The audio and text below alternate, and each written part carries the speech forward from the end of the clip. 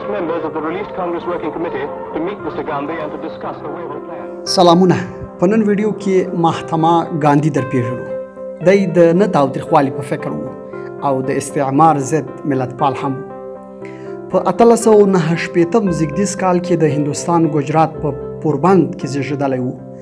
هغه ته د محتما لقب 1914 زیږدیز کال کې د سویلي افریقا ته د سفر او هلته خلکو سره د ناستو او وینا پر مهال ورکړل شوی وو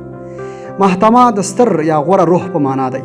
اوس ګاندھی د خپل نوم پر ځای تر ډیره پر محتما ګاندھی باندې پیژندل کیږي هغه 14 کلن و چې له یوې 14 کلنې هندۍ جنۍ سره واده وکړ ګاندھی 4 اولادونه لرل او ټول یې نارینه وو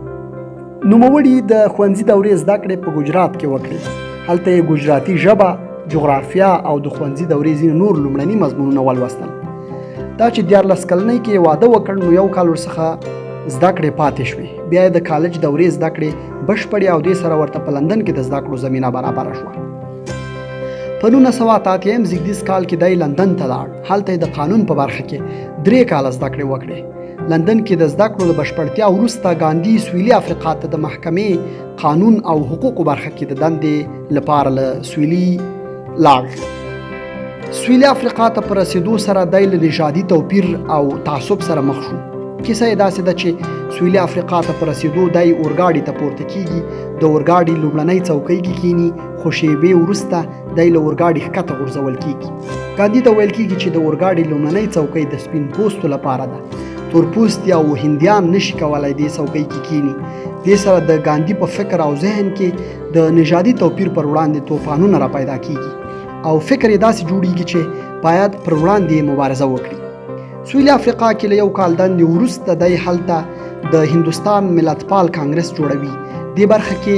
شهرت ته رسیږي او ژر سویلي افریقا کې د هندوستانیانو د ټولنې مشر ټاکل کیږي د 21 کاله په سویلي افریقا کې تیروي او د نژادي تعصب پر وړاندې له 2 لسیزو مبارزو وروسته په 1915 کال کې هندوستان ته ځي هندوستان هغه مهال د بریټانیا په سلطه کې و ګاندھی د بریټانیا د استعمار په وړاندې مبارزه پیلوي مبارزه جدي او تیزه وه خو وسلواله مبارزه نه وه او د انګریزانو په وړاندې وسله نه اخلي مدني بغاوت هغه سیمې چې انګلستان پکې ورڅخه هجرت د بریټانیا تر ولکې لاندې دولتي ادارو کې د دندې نه ترسره کول له انګلیسي تولیداتو او وسایلو سره بایکاټ یا پریکون د ګاندھی د مبارزې بڼه وه هندوستان کې د مسلمانانو او هندوانو ترمنځ یووالی د ګاندھی د سیاسي مبارزې یوه اساسي برخه وه د انګلیس د استعمار پر مهال هندوستان کې د مسلمانانو او هندوانو ترمنځ مذهبي تاوتریخوالی او جګړې ډېرې وې هغه په دې باور و چې که چیرې هندوستان کې مسلمانان او هندو مذهبه سره یو شي او خپلمنځي ستونزې ونه لري نو دوی کولی شي چې په دغه هیواد کې د انګلیس له سلطې آزاد کړي هغه د انګلیس په وړاندې مبارزه کې د عثماني ترکیې ملاتړ او خواخوږي هم درلوده نړۍ کې دویمه نړیواله جګړه پیل شوې وه دې جګړې کې بریټانیا د متحدینو مهم غړی هیواد و ګاندھی هڅه کوله چې دویمه نړیواله جګړه کې باید هندوان د بریټانیا په پار جګړه ونه کړي خو د انګلستان د اغیز پر اساس 2.5 میلیونه هندوستانیان دویمه نړیواله جګړه کې د بریټانیا په ملاتړ وجنګېدل د پاکستان بنسټګر محمد علي جناح هم له ګاندھی سره یوځای د بریټانیا په وړاندې مبارزه کوله خو موخې یې سره بیلې وې د ګاندھی شعار او موخې دا وی چې جناح به ویل چې انګلیس باید هندوستان سره تقسیم او بیا باید خوشی شي